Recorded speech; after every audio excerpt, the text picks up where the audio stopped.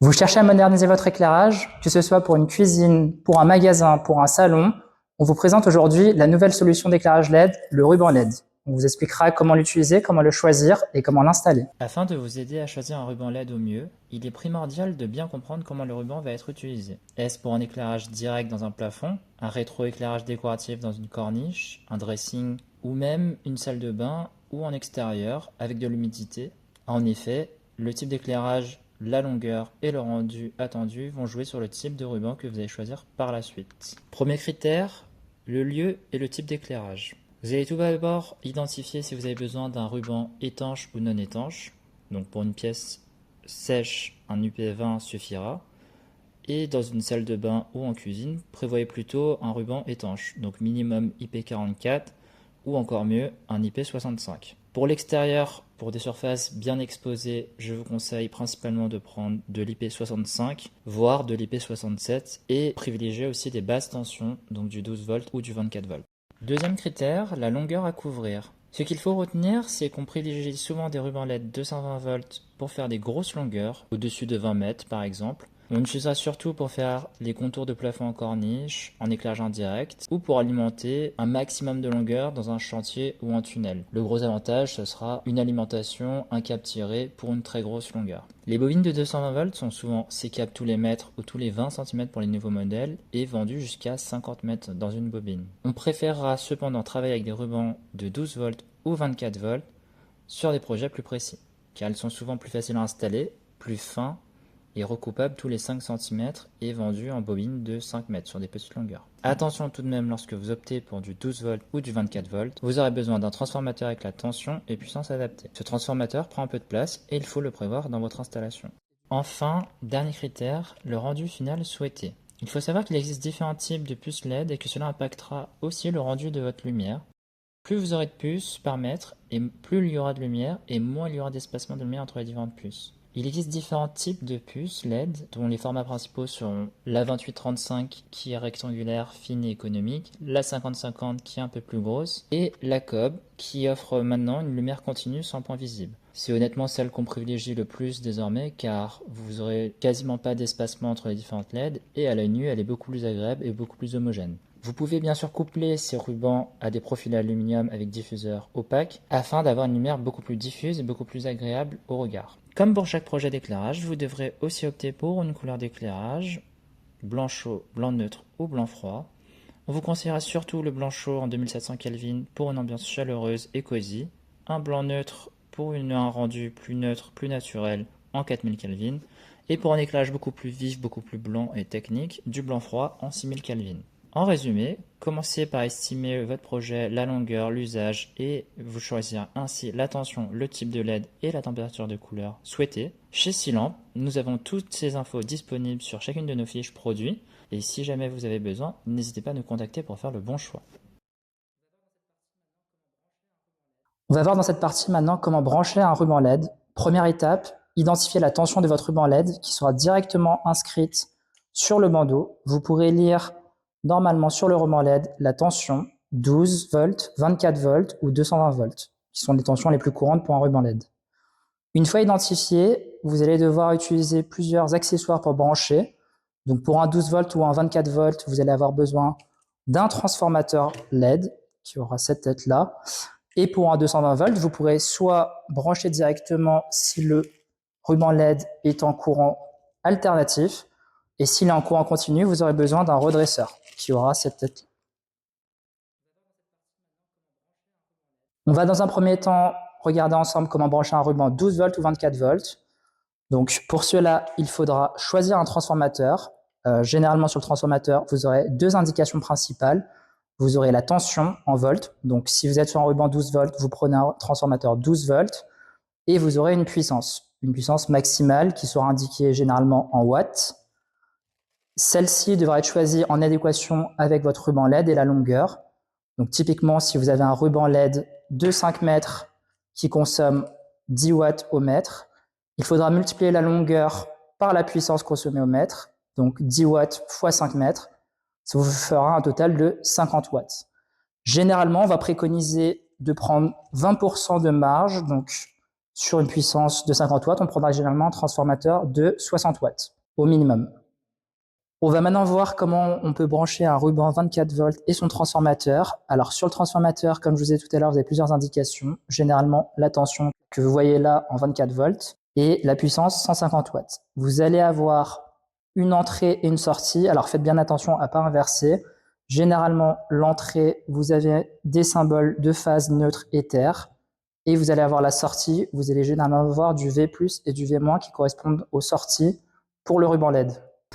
Avant tout branchement, on pense bien à couper l'électricité au niveau du tableau électrique. Pour cet exemple-là, moi j'ai tout simplement une prise qui n'est pas branchée.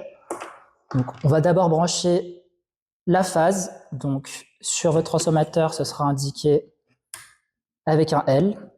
Pensez à avoir assez bien dénudé vos fils au préalable, qu'ils ne soient pas trop dénudés pour pas trop dépasser. Et donc là, on va mettre la phase sur le L, revisser. On va mettre le neutre, qui est toujours le fil bleu,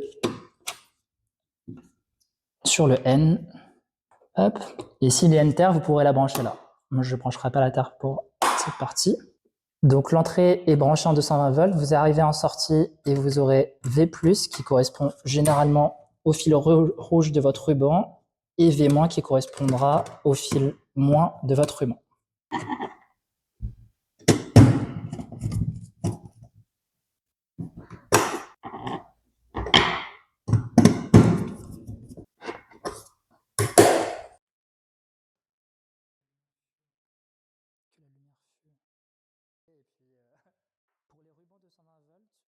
Pour les rubans 220 volts, vous n'aurez pas besoin de transformateur. La plupart des rubans 220 volts sont identifiables assez facilement car ils sont plus larges et souvent protégés.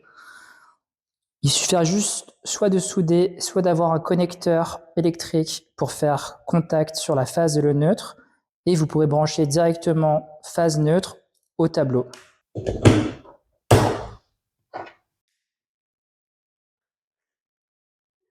Si le ruban s'allume correctement sans clignoter, c'est qu'il fonctionne correctement en courant alternatif. Si ce n'est pas le cas, vous aurez généralement besoin d'un redresseur pour faire fonctionner votre ruban LED 220 volts en courant continu, ce qui sera plus stable. Et celui-ci pourra se brancher en faisant contact. Hop.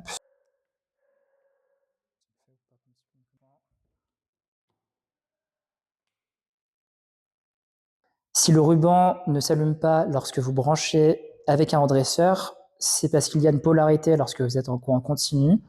Il faudra juste inverser la polarité en prenant le ruban par la fin et en refaisant exactement la même opération et rebrancher. Il y a d'anciens modèles de ruban 220 volts ou de néon flexible 220 volts qui sont à utiliser avec des picots. Généralement, vous allez avoir un picot côté piquant et là un peu moins piquant. Donc vous allez rentrer, il faut bien identifier les fils électriques et vous allez essayer de rentrer dans votre néon avec le picot afin de pouvoir brancher.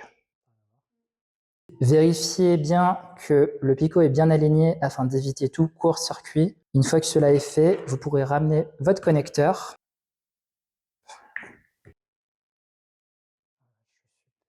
Faites attention, là vous n'êtes pas bien rentré. Donc là par exemple, pas bon. Et du coup, il faut vraiment bien rentrer en mettant dans les trous.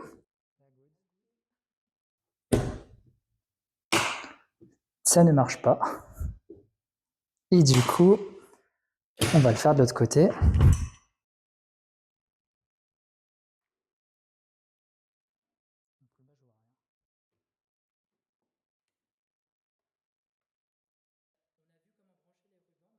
On a vu comment brancher les rubans, maintenant on va voir comment on peut les couper et les réinstaller et rebrancher chaque ruban. Généralement, vous aurez des zones de découpe, donc qui sont bien marquées sur vos rubans, où il y aura soit un ciseau ou soit un trait.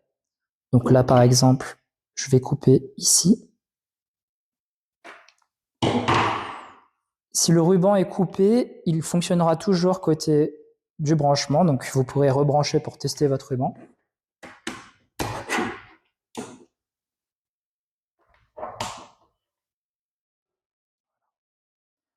Si vous avez coupé à la bonne zone de découpe, il n'y aura aucune LED qui ne fonctionnera pas. Si jamais vous avez coupé en dehors des zones de découpe, vous aurez sûrement un morceau qui ne fonctionnera pas. Généralement, sur chaque ruban, vous avez déjà une partie soudée, donc c'est la partie la plus simple que nous avons utilisée. Et lorsque vous allez faire des découpes, la partie un peu plus compliquée sera de rebrancher vos rubans coupés. On a pour les rubans 12 volts ou 24 volts des connecteurs qu'on appelle connecteurs rapides, que vous pourrez utiliser directement pour rebrancher vos rubans. Je vous montre comment ça fonctionne. Donc l'idée, c'est de repérer les points de cuivre, qui sont des points de connexion électrique, et c'est comme si vous alliez faire une soudure. Donc là, vous avez des connexions métalliques, et lorsque votre ruban sera au niveau des bons morceaux de connexion, vous allez appuyer pour que celui-ci puisse faire connexion électrique.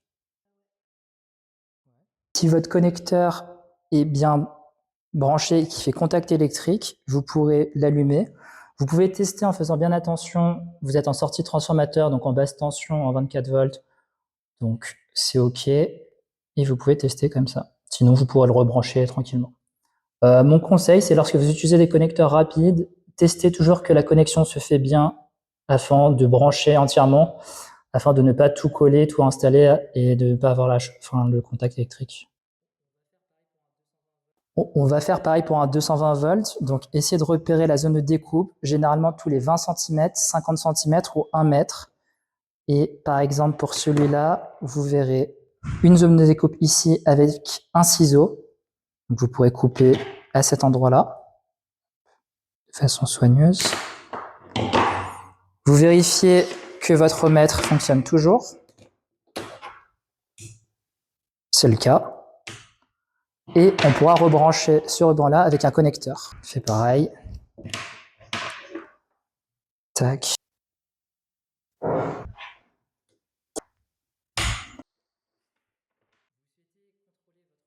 Vous souhaitez contrôler votre ruban LED et diminuer l'intensité ou l'augmenter avec une télécommande ou avec votre téléphone, il faudra souvent rajouter un contrôleur LED entre le transfo et le ruban LED, ou vous pouvez rajouter directement un dimmer 220 volts si votre transformateur est dimmable. Je vous montre le branchement pour un contrôleur 12-24 volts. Sur le contrôleur LED, il y aura généralement indiqué de quel côté il faut brancher le 12-24 et de quel côté il faut brancher le ruban. Il y aura écrit LED ou 12-24 volts. Vous pouvez utiliser des dominos pour les LED.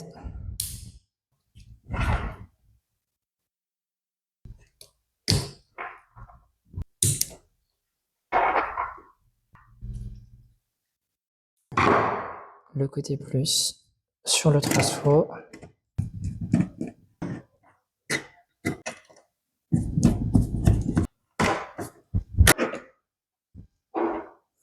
Si le ruban s'allume, c'est que votre branchement est correct. Et si votre contrôleur fonctionne bien, vous pourrez normalement varier l'intensité.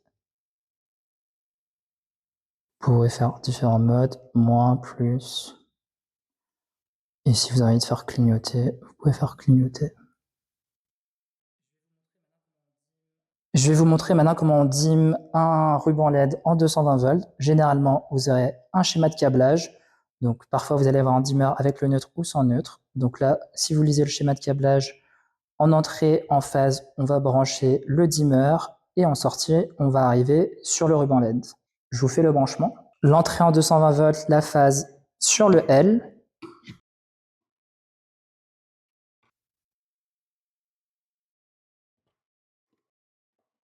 Vous allez avoir le ruban en sortie.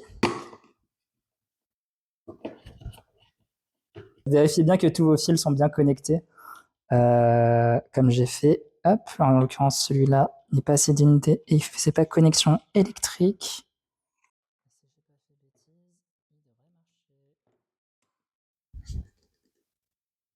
En sortie, vous allez avoir le neutre que vous allez brancher directement au tableau. Donc le neutre du ruban avec le neutre du tableau. Et vous allez dimmer la phase.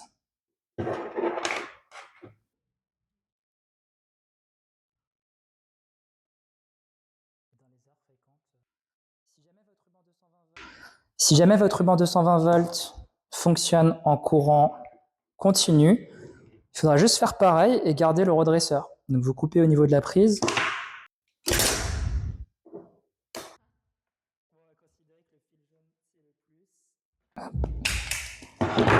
Bon, on va dire que le fil jaune, c'est le fil de phase.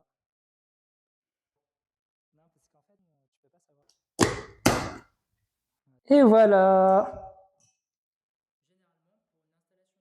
Généralement, pour une installation un peu plus pro, on va utiliser des profilés aluminium qui permettront de mieux diffuser la lumière du ruban et qui permettront aussi de diffuser la chaleur afin que votre ruban puisse mieux se coller et mieux se fixer dans le temps. Vous allez pouvoir choisir entre de nombreux profilés aluminium sur notre site. Ce qui va vous permettre de faire un choix, ça sera la profondeur du profilet qui plus sera profond et plus ça diffusera la lumière, la largeur du profilet qui vous permettra de faire une double bande, une simple bande ou plus.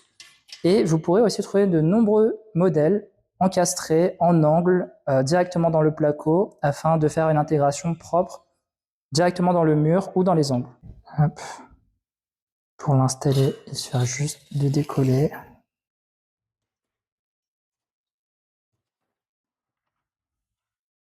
Vous voyez ici, j'ai pu brancher sur le transformateur 2 bandes LED.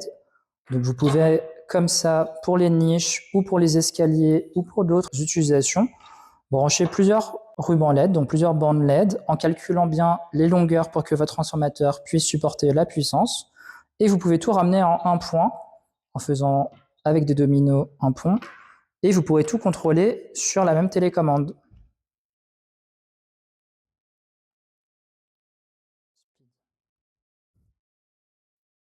Voilà. Pour faire les angles, c'est souvent la question la plus compliquée. Il existe des connecteurs que vous voyez là, des connecteurs rapides, donc des L pour faire les angles. Et généralement, lorsqu'on fait des angles dans des corniches dans du placo, le plus simple, c'est de percer un trou et de cacher, donc faire l'angle à l'intérieur du placo. Bon, c'est pas très propre de ce côté-là, mais cette partie-là sera cachée. Et de faire l'angle directement comme ça, en pliant délicatement. Et lorsque vous allumez, vous verrez qu'il n'y aura pas de partie opaque. Alors que lorsque vous utilisez un connecteur dans le profilé, il y aura un endroit où la lumière sera moins diffusée. Lorsque vous utilisez cette technique en faisant un petit trou et en cachant le ruban à l'intérieur du placo, on fait un angle quasiment parfait. Voilà, vous savez maintenant tout sur les rubans LED, comment les utiliser, comment les installer. Si cette vidéo vous a plu, n'hésitez pas à vous abonner et à bientôt chez Silamp.